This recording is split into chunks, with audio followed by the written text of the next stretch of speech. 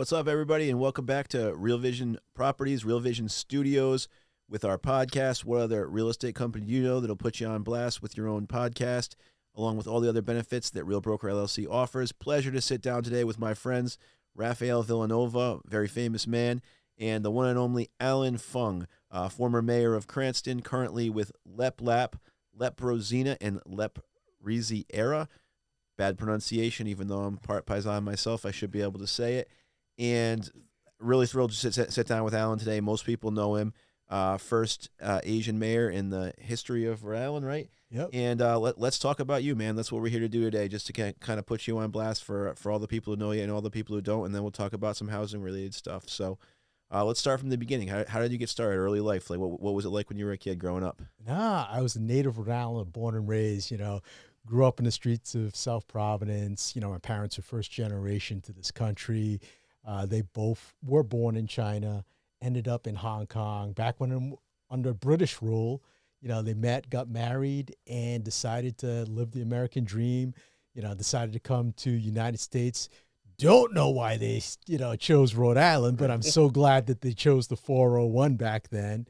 And I was born in Rhode Island, an old lying-in hospital down in Providence, Rhode Island. And, Rhode Island's a part of me.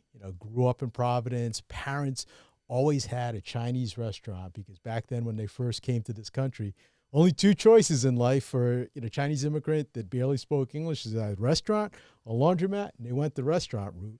And as a young kid, I grew up in that restaurant, small business owners, bussing tables, washing dishes, serving people, and just kind of grew up in that atmosphere. That's how a lot of people know me in Cranston as well, because, it's the byproduct of my family, their immigrant background, and a big part of who I am. And I was fortunate because they always pushed me to go to school, product of classical high school, class of 1988. Ended up graduating Rhode Island College, then went to Suffolk Law School. But in my heart, knew I wanted to come back to practice law at Leprosina now, in Warwick, throwing out. And real estate needs, we do that too. So, but all in all, it's been a journey in Rhode Island that I've been proud of, and a journey into politics as well that I'm sure we'll kind of get into in this little podcast. So growing up in the Chinese restaurant industry, I grew up in the catering company as well, so we have that in common. How do you think that served you later in life as you went through law school and then transitioned to politics and all the things that you've had to do in the community? Yeah. One thing it definitely taught me, I understand how hard it is to earn a dollar and how hard it is to keep that dollar in your pocket because you got Uncle Sam and everyone else trying to grab every piece of that pie for whatever pet project. And from a young age, I kept sitting there going, what? Who's this FICA dude on this paycheck here? So from that early stage, I learned about not just the value of a dollar, but what it takes to run a business, whether it was a small family business. I mentioned I started out doing a little bit of everything, customer facing, serving people. You really kind of understand the interactions and what it takes to make sure you have a returning customer, to even how to run a business, running the books, what it takes to kind of keep a restaurant going, any business going, and the ups and downs that you have in business and in life. Because I saw so many times, everyone thinks you've got a restaurant, you got a, whatever business you're making money hand over fist. But they don't see those hard times where I saw my dad and my mom have to pull money out of their own pocket to keep things afloat some of those tough months. But all in all, that's what I've kind of learned from that small business experience that my parents started, that I keep with me every single day, whether it's my law practice or even when I was mayor of our state's second largest city. Those big principles never leave you. And that's one of the things I'm so proud of, learning from my parents and appreciating even now in life. You've always had a reputation as being a very pro-business, pro-development when you were in politics, and then obviously now in the private sector. So I would obviously pay you a compliment there, because not to belie my politics, but that aligns up with what I would support as a person, right?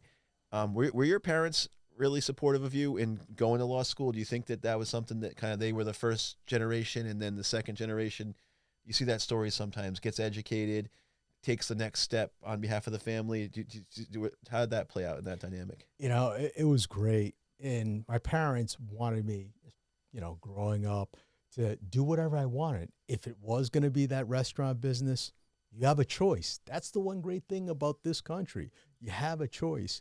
Or, you know, keep studying. And not just studying just, you know, when you're in school, but keep learning all throughout, whether it's just constantly reading the newspaper, reading a book, anything. You know, in life, you just got to constantly grow as a person. That's one of the values that they instilled in me, and one that I live with every single day.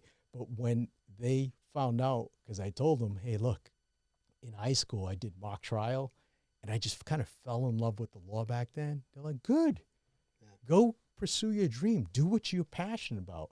And they also knew that I kind of, not great for a Chinese family, talked back a lot growing up as a kid. So, you know, hey, you can do it. Go ahead. You know, make some money out of that. And just to follow up, what was the thought process when you sat down with mom and dad and you told them, hey, I'm throwing my hat into politics? Oh, that's a different story. Only because the background and stuff like that. Yeah. And it's generational and stuff like that. It's generational, and coming from a Chinese family, Asian cultures in general, I hate to be stereotypical, but we tend to be very private. And especially amongst Chinese families, they were like, oh, you know what? Go make money, start a family, you know, do the traditional things. Right. And when I kind of wanted to jump into politics, I really wasn't focused on, you know, when I went to college and then law school, I'm going to run for office. I'm going to be X, Y, and Z. I'm going to be governor one day. I'm going to be mayor one day. A lot of what I was focusing on was becoming a lawyer, because I want to be an advocate, passionate for the people I represent. But I fell into politics because the city that offered my parents so much, you know, where they started their restaurant in Cranston, where when they could finally afford to move out of Providence, they moved into Cranston. And my mom still lives in that home that they bought in Garden City. The city back in early 2000 ended up in junk bond status during the height of the economy of our country. And when you're sitting there going, whoa, time out here. We're one of the largest cities. What the heck is going on? And especially from some of the decisions that people I supported and voted for. I'm like, what is going on in this city? And when I started digging deeper and looked into it, I got angry. Angry that some of the people I supported made crazy decisions that took the city on the verge of bankruptcy. And I kind of made that decision. I was either going to be one of these individuals that decided to, you know what, shut up and go about their day and just complain, you know, to anyone that would listen. That's like me. Oh, yeah, but you got a great forum in this podcast to do it. So, you know, more power to you, brother. Thanks, bro. Appreciate it. But, you know, back then, you were either just going to complain, and it was just newspaper. They didn't have this type of technology back then and social media. But I ended up deciding, you know what, I'm going to give this a chance, run for office. I was, you know, studied politics at Rhode Island College, but put, you know, that aside when I was practicing law and decided to run for the city council. Fortunate I won one of the citywide seats at my first try for office, but I think back then people were so angry, so frustrated, they wanted someone totally different. Because when you take a step back, who'd ever think this little Chinese guy in a city of Italian Americans and Irish Americans, especially back then in the early 2000s, would even have a chance? Right. People were so angry that they gave me that chance. Fell in love with, you know, a lot of the work, being part of the team, working with the then mayor and a council to kind of get the city out of that junk bond status, and ran for mayor to kind of, you know, keep a lot of the good work going. And, you know, here we are. So being in that position, once you got into the mayor's part of it, being in the junk bond and getting out of it, you decided to become mayor. And then when you became mayor, there was a lot of real estate business happening at the same time. Being, you know, Garden City, Grove Square, all that stuff getting built up when you were mayor. Yeah. You know, how did that affect the 2008 situation? And how would you compare that 2008 to today's Yeah, when I first came into office, exactly, hitting that my first election for mayor. Again, I won the election in 2008. So 2009 was my first year in office. And I'll tell you, that's when the economy started to bottom out. Garden City definitely did not look like what it did today. In fact, if you remember that bottom half of Garden City where the bookstore used to be and everything else, a lot of parents were teaching their kids how to drive in that empty parking lot. It was only that top part that had some. But, I took that business sense, that common sense that I had from, that was instilled in me from my parents and from the business training that I had to say, you know what, the only way we're going to have a vibrant community is if we build up our business base, because the more business you have, the less of a tax burden it is going to be on your residential tax payers in the city. So at that time, Garden City was going through a new management company. They came in and had like a 4-part plan that they want to redevelop Garden City. Sat with them. I listened, made some of my own recommendations because, they wanted to make sometimes too many changes. And even the iconic gazebo, I made sure that scaled down, but it still was going to stay there because, those, the management company who's still there to this day didn't realize how much of a part of the community it was. But when we did it, look at what it has transformed into now. It's not just shopping center for Cranston or even Rhode Island. You're seeing Mass, Connecticut license plates coming in here, and that's what you want in a community. It's a tourist attraction. It's a signature feature in the state, and it's the signature shopping mall. Really, I would say. If you look at the indoor malls are coming back to a degree, like they're doing okay, but like nothing compared to that. I mean, how do you balance that as a politician? That coming up in that small business background, tremendous amount of respect for small business. Sometimes you see a guy like you get into office, and I don't think this is what happened to you. I think it's the opposite. But they kind of get swallowed up by the atmosphere, right? Like they come in with a lot of good ideas, and then they get steamrolled. But how do you balance out that, like, just like you said about preserving the gazebo and allowing the management company to turn that into, I mean, I don't even know what the lease per square foot is over there, but it's got to be enormous, and I don't even know if there's a single vacancy. Like, how do you merge those two concepts, letting capitalism be capitalism, but preserving kind of the integrity of communities and the charm of communities? I'll tell you, I was fortunate, and one motto I always live by: never let a crisis go to waste. Okay. And when you're in crisis mode, you can make a lot of changes, and you have to make a lot of difficult decisions, whether it's within city government, where we had to make a lot of fundamental changes, tackle some big legacy problems like our pension problems in Cranston that everyone just kind of kicked the can down the road, thought it would be impossible to do. And we did it. You have to set out a plan, bring all the stakeholders together, whether it's, say, for instance, on the pension issue, the union members, the retirees, or anyone, talk to them, put facts and data in front of them, make them part of the decision-making process. And once you have that collaborative effect, I think that's true leadership to kind of get things done. Look, when everyone walks away with a little bit of pain, that's when you have at least a byproduct of compromise instead of trying to shove something down people's throats and you're fighting all the time. And I took that same approach with the business community too.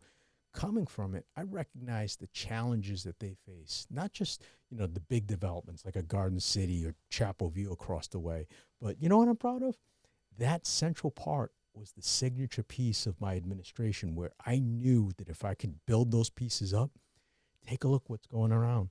The residences are, building back up. We invested into the roads, invested into some of the parks and playgrounds that are there, the schools that are there. That Garden City, boy, good luck trying to find, a home that's there that's going to last on this market. Right. Yeah, your mom's house, she probably paid $26,000. It's probably worth $750 now, so.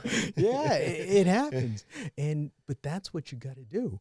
Have the courage to kind of implement change work with people, whether it's the developers, the business owners, or residences, or even your own employees, and build a different culture of collaboration, working together to get things done. So that in that situation we just finished talking about, I mean, how was it? We'll get into a few other things on too. Keeping the small business. I mean, Matt Patty himself probably deals with real estate in a portion where he's got people who have small businesses who want to get into a few things. You being in the position that you were then compared to where you are now, and looking at the way the market is, I mean, how important is the small business in that community? Being, from the conversation we just finished having on the buildup of communities and the homes and stuff like that. Critical. When you take a look at Rhode Island's business climate, an overwhelming majority of the business sector is small to medium-sized business owners who have either, like my parents, put their own working capital and dollars into building a small business and growing it, into a family business to where it was. That's the majority of where people are starting. And you're seeing that continue in this generation right now. You're seeing a lot of people in different areas, not necessarily restaurants, but even with podcasts, social media, other type of service-related industries. They're starting their own business, trying to build up their clienteles. And my administration, like I said, didn't just focus on the big guys. We made sure that the little guys that walked in the doors of City Hall had the same respect provided to them, but the same type of services are provided. One of the first things that I did was I put together a sort of like a business, a business group within City Hall where any business owners, whether it's the big guys or the little guys, could come in, meet with myself and a lot of the different department touch points, whether it's economic development, planning, zoning, building officials, all before they even put an application in, to sit and talk about the project that they wanted to, put forward. So that way we can spot some issues. Like if we saw that they're all of a sudden in a, residential zone and, want to convert it into a commercial or mixed use type business, we're going to say, whoa, time out. Here's what you got to look at. You're going to have to get an engineer because you're going to have parking issues. You're going to have to go before zoning, planning, whatever else, and just talk them through and lay out the process before they start laying out any dollars for any experts that they're going to need. Because I found that the worst type of interaction that you had with government before I got in was that bureaucratic red tape. And that's a big part of my law practice right now, because I understand how government works, and you still have a lot of those inefficiencies going on in a lot of governments, and small business owners, residents even, that don't understand what's going on, can't get access to the information, don't have the dollars to pay for some of the big lawyers, get frustrated when they go into one department, think everything's all set, go to the next department. Oh no, they forgot this. You got to go backwards. That had to stop. And that's some of the things that are, I've always thought as a medium or small investor, developer myself, and watching the stuff that clients, other people go through, that if you could reimagine, just kind of like you just described it, the building and zoning departments as a service to developers, as a service to contractors, as a service to homeowners, the small guy. The quote I love, Naval Ravigant said, right now there's 8 billion people in the world. I wish one day to see 8 billion small businesses, right? And if you could imagine those departments as a service entity, as like a public service, like it says, where we're helping you to understand what serves the public good, what serves public safety, how you can get around things so you can do the things that you want to do. It would be a world of difference. I mean, there's so many towns in this state where, I think for once the politicians are starting to kind of get it right. They're pushing, solutions to the housing crisis. They're pushing the ADUs. They're pushing higher density zoning, particularly in areas like Providence. And then you get out to these kind of yokel kind of building and zoning officials and planning officials sometimes, and there's some basic thing sitting on a guy's desk for a week or 2 weeks, and people are begging for information, and they're trying to do it right, and they're trying to do things properly, and then maybe they go, okay, we got to get this done, and they jump the gun. And then the guys come out and they act like they're dealing with fentanyl dealers. You know what I mean? And so it's like, guys, if we didn't do this, if we didn't build, if we didn't develop, if we didn't fix up old nasty houses, if Jeff Infante, my business partner, didn't go and, build 2 and 3 families like he's doing right now and ADUs like he's doing right now, people wouldn't have a place to live, But if the building inspector, I think that the idea is to harmonize it. But if the building inspector flat out didn't exist, people would still have a place to live. There would just be a couple more slip-ups and electrical issues and baloney that happens. So I've always felt like when I'm the investor, like I want the planning department to help me. I want the building inspector to tell me my electrician wired something backwards or he used the wrong breaker or whatever it might be. But what I don't want is to be treated like a criminal. Do you know what I mean? And so the way you just described it, I mean, if you look at where Cranston is today, I got to give you a lot of credit, and getting to know you a little bit, I give you a lot of credit for kind of bringing this town we're sitting in, this city we're sitting in, that was voted while you were mayor, best small city in America, right? Yeah. So 3 years in a row, one of the best cities to live in America. And you did it as a running with an R next to your name too. Yeah. So I guess your head might not be able to fit out the door, and we're done with this. But I don't know about that. This 5'6" Chinese frame just always stays small, man. That's it. So moving it forward, what are the biggest challenges you see in the housing market? Locally, especially today, and how do you think those challenges can be overcome? Even the Providence Journal today, which I know a lot of people don't read it anymore, but I still, make sure that I do a digital catch up and see. You're seeing the effects of what's going on in our local housing market. There's not enough stock that's out there. Whether it's single family homes, certainly, any rentals that are out there. And it's a combination of some of what you described, where you've got a lot of NIMBYism in some of these communities, to, the bureaucratic red tape that goes on, to even the fact that, a city like Cranston, there's not a lot of land that's left too. Mm-hmm. So a lot of different factors hit each community differently. But the one thing that I am glad to see is that the General Assembly has recognized that housing is a big issue. They passed most recently, you just mentioned it, ADUs, some significant laws, a couple years ago that have allowed for some type of expedited review in certain types of projects that are ongoing, that will help, build up some more affordable housing in different communities that will help. When we're talking affordable, we're not always just talking, because everyone just thinks about it as Section 8. But affordable has a lot of different meanings. When you're talking about workforce housing, that's individuals like all of us. Right. You're just trying to hustle and, provide for a family. That is part of the solution that we all need, because if you don't have people living in the community, investing in that community, they're going to just, go somewhere else, go to another state to find a job, because it's a critical part. But one of the big parts that the Providence Journal articles the past couple of days have realized and shown is that we're seeing a lot more out-of-state buyers coming in, because they see, especially from Massachusetts in that Boston area, because we've got now some of that infrastructure that's developing a little bit more with the transportation, where it's not just driving cars, but they found that Rhode Island's a lot more affordable. You get a bigger value for the dollar you spend on your house here, and they can get paid a lot better up in Massachusetts. That's why a lot of people are trying to get into a lot of these areas, especially along our beautiful coastline. So We're seeing that trend even in our law practice. I got to give a shout out to the Rhode Island Coalition of Housing Providers, which is a quasi-political, more of just like a ramshackle, if you will, group of landlords, both very small up to like medium or even big, that got together because. And I'm an advocate for that group, because I think there were some policies like the lead laws, like and there's a lot more things that were kind of on the table, rent control,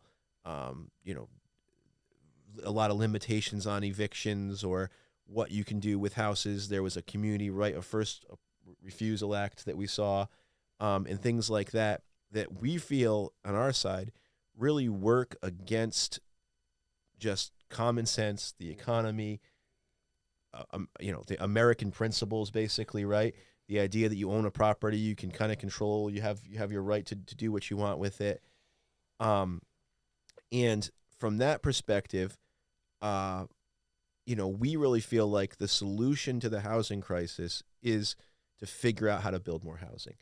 We feel like if you build more housing, if you build more units, if you allow people to, if they want to have Grammy come and live with them, you allow them to build an in-law, you make it easier, you make sure it's safe, you get back to that idea, like you said, bring everybody to the table, point out the red flags before instead of after.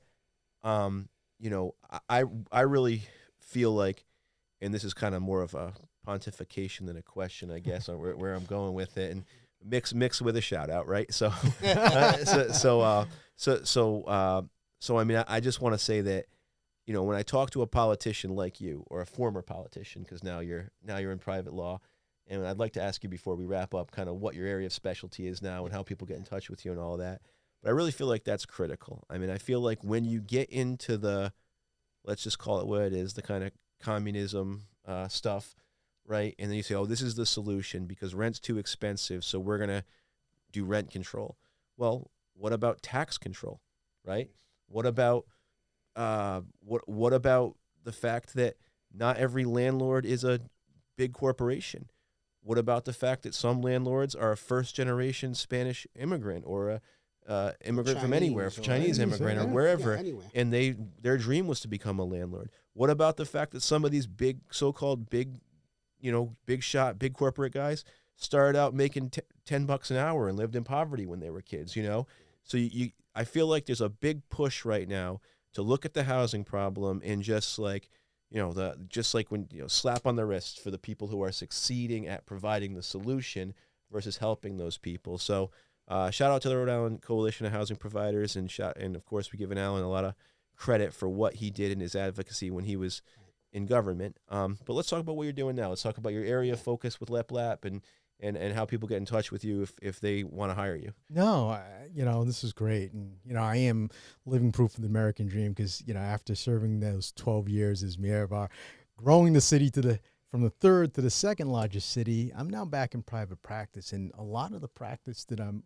focused on is exactly what I was doing as mayor, helping people, break through the red tape of government. A lot of people come to me when they have issues with whether it's their city or town or even the state, reverse course and saying, you know what, you've got a lot of experience. We need your expertise and help, whether it's on financial matters, school issues, whatever else. So that's the bulk of my practice. But a lot of the clients that come to me are people looking for any type of help. And, I'm glad to be here with you guys because a big part of our firm's practice is also in the real estate area. Mm-hmm. LepLap is known, and everyone can go onto our website, LepLap, LEPLAP.com. You can check out our profiles. We've got the real estate side. We also have the, law practice, which I'm part of, a little bit of both.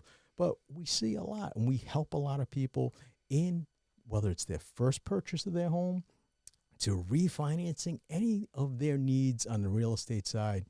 And we see what is going on in the economy through those transactions. And especially from my perspective of what I've done, I remember to this day helping my parents, 9 years old, translate for the purchase of their first home in Providence. And I'm sitting going, oh my God, did I get that right? So when I'm sitting there across the table from a lot of people as they're purchasing first house, those are the memories that keep me alive and say, I got to get this right for these individuals. I want them to realize their American dream, their dream of home ownership, and making sure that if they're a business owner, I'm going to get them with their keys to the door open quicker, more so that they're putting dollars in their pockets on a faster basis, because as we all know, it's about the revenues, man, because when the expenses are going out too fast, you become the government. Yeah, right, exactly right. Yeah, you do. Absolutely. I mean, that's incredible. I mean, what a story, and your story's not done yet, right? So How did I know that was coming? Here it comes. So in the future, would you ever? I guess we'll wrap up. Just throw it out there. Just throw it out in there. the future. Would you ever consider getting back into politics, or? Yeah, you never know. As much as I'm having a lot of fun practicing with my good friends, and my wife and I, first time in 20 plus years, I haven't been involved in politics, whether it's on a campaign or she's been involved. We're taking some time for ourselves. We're enjoying traveling, seeing even all of Rhode Island has to offer, from the great restaurants to the great sites here. We'll see what's going to happen in the future. Don't worry. I will break it on you guys and let you guys know and let all of your listeners know at the appropriate time. But I'm not done yet. I can tell you, I love public service, love helping people, whether it's in my law practice or even more in the next phase of public service, whatever position that might be. So it's safe to say that if I get a text message, I'll know where it's going then. Rafael, you will be there, my brother. Alan, it's been an absolute pleasure, my friend. Thank you very much for coming on the show. Thank you. And we'll love to have you back. Absolutely. Happy Thanks, to be Alan. here, and have a great day, everyone.